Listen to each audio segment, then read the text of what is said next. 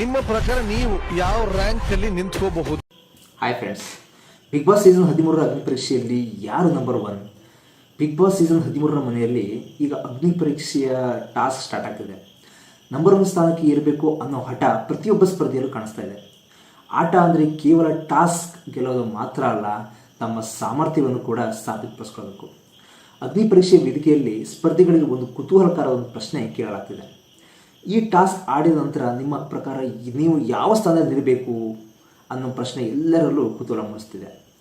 ಪ್ರತಿಯೊಂದು ಟೀಮ್ಗೂ ಈ ಚಟುವಟಿಕೆ ನೀಡಲಾಗ್ತಿದೆ. ಚಂದನ್ ಶೆಟ್ಟಿ ತಂಡ ಕೂಡ ತಮ್ಮ ಆಟವನ್ನು ಪ್ರಾರಂಭಿಸಿದೆ. ಇಲ್ಲಿ ಪ್ರತಿಯೊಬ್ಬರು ತಮ್ಮ ಸಾಮರ್ಥ್ಯಕ್ಕೆ ತಕ್ಕಂತೆ ಆಟ ಆಡಬೇಕಾಗ್ತದೆ. ಇದೇ ಸಂದರ್ಭದಲ್ಲಿ ಅನನ್ಯ ಮತ್ತು ಕುಮಾರಿ ನಡುವೆ 2ನೇ ಸ್ಥಾನಕ್ಕಾಗಿ ಪೈಪೋಟಿ ಸ್ಟಾರ್ಟ್ ಆಗಿದೆ. ಕುಮಾರಿ ತಮ್ಮ ಬಗ್ಗೆ ಮಾತನಾಡ್ತಾ, ನಾನು ಫಿಸಿಕಲ್ ಆಗಿ ಸ್ವಲ್ಪ ವೀಕ್ ಇರ್ಬೋದು, ಆದರೆ ಮಾತಿನ ವಿಚಾರಕ್ಕೆ ಬಂದರೆ ನಾನು ಯಾರಿಗೂ ಕಮ್ಮಿ ಇಲ್ಲ ಅನ್ನೋ ರೀತಿಯಲ್ಲಿ ತಮ್ಮ ಆತ್ಮವಿಶ್ವಾಸವನ್ನು ತೋರಿಸ್ತಾರೆ. ಫಿಸಿಕಲಿ ವೀಕ್ ಇದೀನಿ, ಬಟ್ ನನ್ನ ಮಾತಲ್ಲಿ ಎಲ್ಲರಿಗೂ ಕುಸ್ತಿ ಕೊಡೋ ತಾಕತ್ ನನಗಿದೆ. ಕುಮಾರಿಗೆ ನಾನು 4ನೇ ಸ್ಥಾನವನ್ನ ಕೊಡ್ಲಿಕ್ಕೆ ಬಯಸ್ತೇನೆ. ಶಾಸ್ತ್ರಿ ಅವರೇ, ನನಗೆ ಸೆಲೆಕ್ಟ್ ಮಾಡ್ತೀರಾ ನೀವು ಅಂತ ನಿಮ್ ಜೊತೆ ನುಲಿಬೇಕಿತ್ತ ಅಲ್ಲಿ? ಕುಮಾರಿ ಹೇಳುವ ಮಾತಿನ ಅರ್ಥ ಒಂದೇ. ಫಿಸಿಕಲ್ ಟಾಸ್ಕ್ನಲ್ಲಿ ನಾನು ಸ್ವಲ್ಪ ಹಿಂದೆ ಇರ್ಬೋದು, ಆದರೆ ಮಾತಿನಲ್ಲಿ ನನ್ನ ತಾಕತ್ತೇ ಬೇರೆ. ನನ್ನ ಮಾತಿನಿಂದ ಎದುರಾಳಿ ಮಣಿಸುವ ಶಕ್ತಿ, ಅಂದರೆ ಸಾಮರ್ಥ್ಯ ಅನ್ನೋದು. ಆದರೆ ಇಲ್ಲಿ ಅಸಲಿ ಟ್ವಿಸ್ಟ್ ಶುರುವಾಗಿದೆ ಈಗ.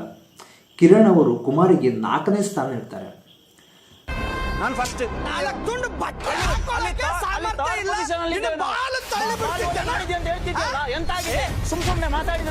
ಕಿರಣ್ ಅವರ ಮಾತು ಕೇಳ್ತಿದ್ದಂತೆ ಕುಮಾರಿ ಕೂಡ ಸುಮ್ಮನಿರಲಿಲ್ಲ. ತಮ್ಮ ಸ್ಥಾನವನ್ನು ಪ್ರಶ್ನೆ ಮಾಡಿದವರಿಗೆ ತಕ್ಕ ಉತ್ತರ ನೀಡುವ ರೀತಿಯಲ್ಲಿ ಪ್ರತಿಕ್ರಿಯಿಸಿದ್ದಾರೆ. ಇದರಿಂದ ಜಡ್ಜ್ ಕೂಡ ಒಂದು ಕ್ಷಣ ಬೆರಗಾಗುವಂತಹ ಸ್ಥಿತಿ ನಿರ್ಮಾಣ ಆಗಿದೆ. ಕುಮಾರಿಗೆ 4ನೇ ಸ್ಥಾನ ನೀಡಬೇಕಾ ಅಥವಾ ಅವರ ಆಟದ ಸಾಮರ್ಥ್ಯವನ್ನು ಗಮನಿಸಿ ಇನ್ನೂ ಮೇಲಿನ ಸ್ಥಾನ ನೀಡಬೇಕಾ ಅನ್ನೋ ಚರ್ಚೆ ಶುರುವಾಗಿದೆ. ಇದರ ಮಧ್ಯೆ ಚರಣ್ ಅವರು ತಮಗೆ ಮೊದಲ ಸ್ಥಾನ ಬೇಕು ಎಂದು ಹೇಳ್ತಿದ್ದಾರೆ. ಆದರೆ ಅದಕ್ಕೆ ಕಿರಣ್ ಅವರಿಂದ ಬಂದ ಪ್ರತಿಕ್ರಿಯೆ ಮಾತ್ರ ಸಖತ್ ಖಡಕ್ಕಾಗಿತ್ತು. ನಿನಗೆ ಮೊದಲನೇ ಸ್ಥಾನ ಬೇಕಾ ಅನ್ನೋ ರೀತಿಯಲ್ಲಿ ಇಬ್ಬರ ನಡುವೆ ಮಾತಿನ ಚಕಮಕಿ ನಡೆದಿದೆ, ಅಂದರೆ ಜೋರಾಗಿದೆ. ಚರಣ್ ನಾನು ಫಸ್ಟ್ ಅನ್ನೋ ಆತ್ಮವಿಶ್ವಾಸದಲ್ಲಿದ್ದರೆ ಕಿರಣ್ ಕೂಡ ಅಷ್ಟೇ ಜೋರಾಗಿ ಪ್ರತಿಕ್ರಿಯಿಸಿದ್ದಾರೆ. ಹೀಗಾಗಿ ಅಗ್ನಿ ಪರೀಕ್ಷೆಯ ಟಾಸ್ಕ್ ಕೇವಲ ಆಟವಾಗಿರುವುದಿಲ್ಲ, ಸ್ಪರ್ಧಿಗಳ ನಡುವೆ ಪ್ರತಿಷ್ಠೆಯ ಪೈಪೋಟಿಯಾಗಿ ಬದಲಾಗಿದೆ. ಯಾರು ನಿಜವಾಗಿಯೂ ನಂಬರ್ 1 ಸ್ಥಾನಕ್ಕೆ ಅರ್ಹರು ಅನ್ನೋ ಪ್ರಶ್ನೆ ಈಗೆಲ್ಲರ ಮನಸ್ಸಿಗೆ ಮೂಡಿದೆ. ಇದು ಇಲ್ಲಿಗೆ ಮುಗಿಯಲ್ಲ. ಮುಂದೆ ಇಶಾ ಹಾಗೂ ಚರಣ್ ನಡುವೆ ಮತ್ತೊಂದು ಟಾಸ್ಕ್ ನೀಡಲಾಗಿದೆ. ಆಟ ಶುರುವಾದ ನಂತರ ಪರಿಸ್ಥಿತಿ ಇನ್ನಷ್ಟು ಬಿಸಿಯಾಗ್ತದೆ. ಟಾಸ್ಕ್ ನಡೀತಿರುವ ಸಂದರ್ಭದಲ್ಲಿ ಚರಣ್ ತಮ್ಮದೇ ರೀತಿಯಲ್ಲಿ ಫೋಲ್ ಮಾಡ್ತಿರೋದು ಕಾಣಿಸ್ಕೊಂಡಿದೆ. ಇದನ್ನು ಎದುರಾಳಿ ತಂಡದವರು ಹೇಗೆ ತಗೊಳ್ತಾರೆ ಅನ್ನೋದು ಕುತೂಹಲಕಾರಿ ವಿಷಯ ಆಗಿದೆ. ಇದೇ ವೇಳೆ ಸಂಗೀತ ಮತ್ತು ವಿನಯ್ ಕೂಡ ಕೋಪಗೊಂಡಿರುವುದು ಕಂಡುಬರುತ್ತದೆ. ಆಟದ ನಡುವೆ ಚರಣ್ ಮಾಡುತ್ತಿರುವ ಕೆಲವು ವಿಚಾರಗಳು ಅವರಿಗೆ ಇಷ್ಟವಾಗದೆ ತಮ್ಮ ಅಸಮಾಧಾನವನ್ನು ವ್ಯಕ್ತಪಡಿಸುತ್ತಿದ್ದಾರೆ. ಹೀಗಾಗಿ ಇಲ್ಲಿ ಮತ್ತೊಂದು ಪ್ರಶ್ನೆ ಎದುರಾಗ್ತದೆ. ಚರಣ್ ನಿಜವಾಗಿಯೂ ಆಟದ ನಿಯಮೊಳಗೆ ಆಟ ಆಡ್ತಿದ್ದಾರಾ ಅಥವಾ ಟಾಸ್ಕ್ ಗೆಲ್ಲುವ ಬರದಲ್ಲಿ ಸ್ವಲ್ಪ ಜಾಸ್ತಿ ಮಾಡ್ತಿದ್ದಾರಾ? ಒಂದು ಕಡೆ ಚರಣ್ ತಮ್ಮ ಆಟವನ್ನು ಸಮರ್ಥಿಸಿಕೊಳ್ಳುವ ಪ್ರಯತ್ನದಲ್ಲಿದ್ದರೆ, ಇನ್ನೊಂದು ಕಡೆ ಸಂಗೀತ ಮತ್ತು ವಿನಯ್ ತಮ್ಮ ಅಭಿಪ್ರಾಯವನ್ನು ಗಟ್ಟಿಯಾಗಿ ಹೇಳ್ತಿದ್ದಾರೆ. ಇದರಿಂದ ಟಾಸ್ಕ್ನ ಕಾವು ಇನ್ನಷ್ಟು ಹೆಚ್ಚಾಗ್ತದೆ. ಬಿಗ್ ಬಾಸ್ ಮನೆಯಲ್ಲಿ ಇಂಥ ಟಾಸ್ಕ್ಗಳಲ್ಲೇ ನಿಜವಾದ ಆಟಗಾರರು ಯಾರು ಅನ್ನೋದು ಗೊತ್ತಾಗ್ತದೆ.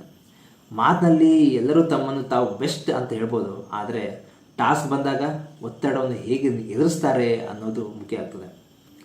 ಅಗ್ನಿ ಪರೀಕ್ಷೆಯಲ್ಲಿ ಒಂದು ಕಡೆ ನಂಬರ್ 1 ಸ್ಥಾನಕ್ಕಾಗಿ ಪೈಪೋಟಿ ನಡೀತಿದ್ರೆ, ಮತ್ತೊಂದು ಕಡೆ ಇಶಾ ಮತ್ತು ಚರಣ್ ನಡುವೆ ಟಾಸ್ಕ್ ಕೂಡ ಕುತೂಹಲಿಸಿದೆ. ಅದರ ಜೊತೆಗೆ ಸಂಗೀತ ಮತ್ತು ವಿನಯ್ ಅವರ ಕೋಪ ಕೂಡ ಈ ಆಟಕ್ಕೆ ಮತ್ತೊಂದು ತಿರುವು ಪಡೆದಿದೆ. ಹಾಗಾದರೆ ನಿಮ್ಮ ಪ್ರಕಾರ ಈ ಅಗ್ನಿ ಪರೀಕ್ಷೆಯಲ್ಲಿ ನಿಜವಾದ ನಂಬರ್ 1 ಆಟಗಾರರು ಯಾರು? ಕುಮಾರಿನ, ಚರಣ್ನ, ಅನನ್ಯನ ಅಥವಾ ಬೇರೆ ಯಾರಾದರೂ? ಮತ್ತು ಇಶಾ ಮತ್ತು ಚರಣ್ ಟಾಸ್ಕ್ನಲ್ಲಿ ಚರಣ್ ಮಾಡಿದ್ದು ಸರಿನಾ ತಪ್ಪಾ? ನಿಮ್ಮ ಅನಿಸಿಕೆ ಏನೇ ಇರಲಿ ಕಮೆಂಟ್ನಲ್ಲಿ ತಪ್ಪದೆ ತಿಳಿಸಿ. ಇಂತಹ ಬಿಗ್ ಬಾಸ್ ಅಪ್ಡೇಟ್ಗಳಿಗಾಗಿ ಮತ್ತು ಟಾಸ್ಕ್ನ ಪ್ರತಿಯೊಂದು ಟ್ವಿಸ್ಟ್ಗಳಿಗಾಗಿ ನಮ್ಮ ಚಾನಲನ್ನು ಸಬ್ಸ್ಕ್ರೈಬ್ ಮಾಡಿ, ವಿಡಿಯೋವನ್ನು ಲೈಕ್ ಮಾಡಿ ಮತ್ತು ನಿಮ್ಮ ಸ್ನೇಹಿತರೊಂದಿಗೆ ಹಂಚಿಕೊಳ್ಳಿ. Thank you.